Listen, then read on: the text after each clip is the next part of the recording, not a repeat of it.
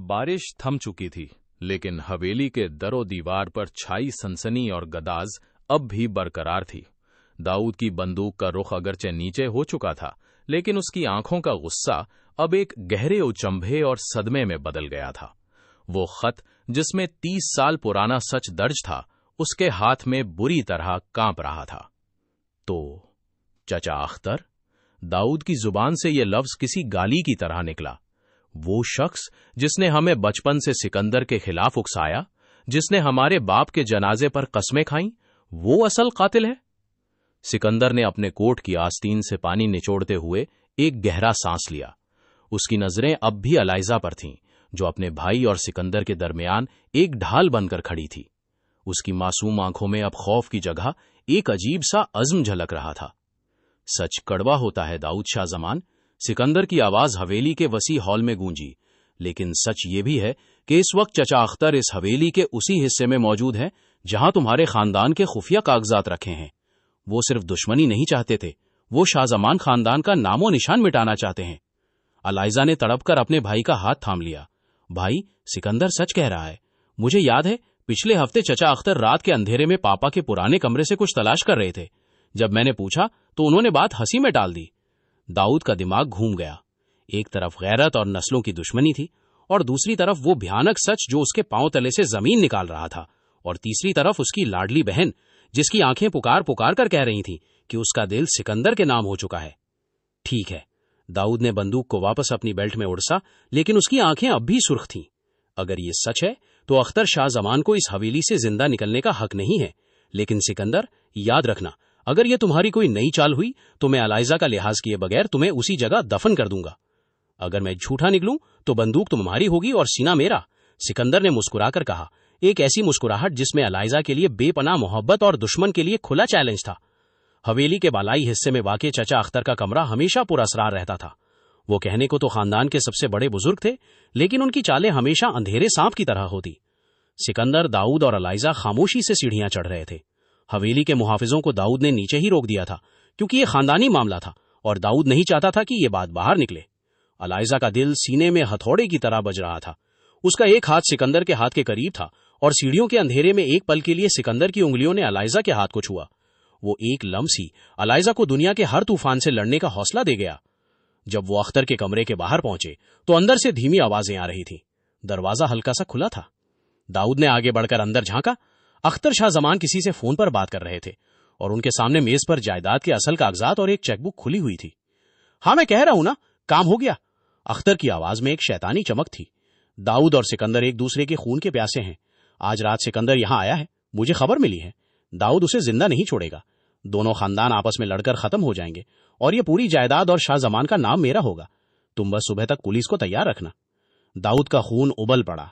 उससे पहले कि सिकंदर उसे रोकता, दाऊद ने लात मारकर दरवाजा खोल दिया और कमरे में दाखिल हो गया। चचा अब्बा, दाऊद की गरजदार आवाज ने अख्तर के हाथ से फोन गिरा दिया। अख्तर का रंग एकदम सफेद हो गया, जैसे उसने कोई भूत देख लिया हो। लेकिन जब उसकी नजर दाऊद के पीछे खड़े सिकंदर और अलाइजा पर पड़ी तो वो समझ गया कि खेल खत्म हो चुका है। मगर वो एक मक्कार लोमड़ी था, इतनी जल्दी हार मानने वाला नहीं था। दाऊद बेटा, तुम और ये सिकंदर यहां क्या कर रहा है? अख्तर ने अपने चेहरे पर मसनूई हमदर्दी लाने की कोशिश की। तुम जानते हो ना, ये हमारे जानी दुश्मन का बेटा है, इसे गोली मारो। गोली तो चलेगी चचा, लेकिन अब रुख बदल चुका है। दाऊद ने खत अख्तर के चेहरे पर दे मारा। ये पढ़ो, अपने गुनाहों का वो चिट्ठा जो आपके अपने ही वफादार मुंशी ने मरने से पहले मेरे दादा को लिखा था, लेकिन आपने वो खत छुपा दिया था। आज सिकंदर ये खत लेकर आया है। अख्तर ने खत को देखा, फिर एक कहकहा लगाया। वो मासूम बुजुर्ग यकाएक एक भयानक विलन में तब्दील हो गया। तो तुम लोग जान गए? अख्तर ने मेज की दराज से एक छोटी पिस्तौल निकाली और सीधी अलाइजा पर तान दी। हाँ, मैंने किया था वो कत्ल। तुम्हारा बाप और सिकंदर का बाप बेवकूफ थे, जो मेरी बिछाई हुई बिसात पर मोहरे बनकर लड़ते रहे, और अब तुम लोग भी मेरे रास्ते से हट जाओ। कमरे में सांसें रुक गईं। अख्तर की उंगली पिस्तौल के ट्रिगर पर थी। वो अलाइजा को निशाना बना रहा था, क्योंकि वो जानता था कि अलाइजा दाऊद और सिकंदर दोनों की कमजोरी है। अख्तर शाह जमान, बंदूक नीचे करो। सिकंदर ने एक कदम आगे बढ़ाया। उसकी आवाज में अब कोई नरमी नहीं थी, सिर्फ एक कातिलाना सर्द मोहर थी। पीछे हटो सिकंदर, वरना इस मासूम लड़की का सफेद लिबास लाल रंग में बदल जाएगा, अख्तर ने चीख कर कहा।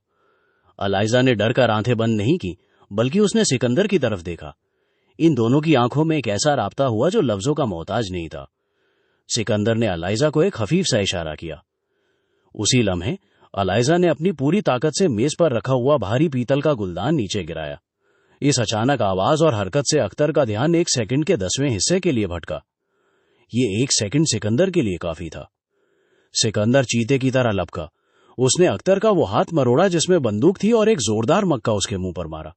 बंदूक फर्श पर दूर जा गिरी। दाऊद ने आगे बढ़कर अख्तर को गिरिबान से पकड़ा और दीवार के साथ जा मारा। तुमने हमारे खानदान को 30 साल तक अंधेरे में रखा। दाऊद ने गुस्से से चिल्लाते हुए अख्तर को जमीन पर गिरा दिया और अपने मुहाफिजों को आवाज दी, खान, ऊपर आओ और इस गद्दार को ले जाओ।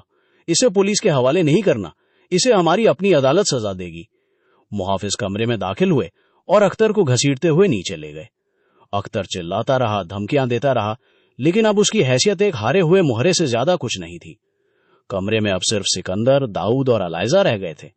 तूफान गुजर चुका था और हवेली में एक अजीब सा सुकून फैल गया था, वो सुकून जो किसी सच्ची फतह के बाद मिलता है। दाऊद ने गहरा सांस लिया और सिकंदर की तरफ देखा। उसकी आंखों में अब वो पिछली नफरत नहीं थी, बल्कि एक शर्मिंदगी और एहतराम का एहसास था। सिकंदर, दाऊद ने हाथ आगे बढ़ाया, अगर आज तुम ये सच लेकर ना आते तो शायद हम हमेशा एक झूठ के लिए लड़ते मरते रहते। मैं अपने खानदान की तरफ से पिछली तमाम गलतियों की माफी मांगता हूं।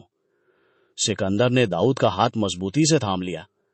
दुश्मनी हमारे बुजुर्गों की नादानी थी दाऊद, लेकिन दोस्ती और अमन हमारा फैसला है। फिर सिकंदर की नजरें अलाइजा पर गईं, जो एक कोने में खड़ी खामोशी से आंसू बहा रही थी। ये आंसू खुशी के थे, उस खौफ के खात्मे के थे जो उसने बचपन से अपने सीने में पाल रखा था। दाऊद ने अपनी बहन को देखा, फिर सिकंदर को। उसने मुस्कुराकर अलाइजा का हाथ पकड़ा और उसे सिकंदर के हाथ में दे दिया। मैंने कहा था ना कि शाहजमान अपनी बेटियां दुश्मनों को नहीं देते। दाऊद की आवाज में अब एक भाई का प्यार था और एक हाकिम का वकार। लेकिन सिकंदर, तुम अब दुश्मन नहीं हो। तुमने मेरी बहन की जान भी बचाई है और मेरे खानदान की इज्जत भी। अलाइजा आज से तुम्हारी हुई। अलाइजा ने शर्म से अपनी आंखें झुका ली, लेकिन उसके चेहरे पर आई सुर्ख रंगत और होंठों पर उभरी मुस्कुराहट ये बता रही थी कि उसकी जिंदगी की सबसे बड़ी दुआ कबूल हो चुकी है। बारिश पूरी तरह थम चुकी थी और आसमान पर बादलों की ओट से चांद निकल आया था, जिसकी चांदनी हवेली के सहन को मुनव्वर कर रही थी।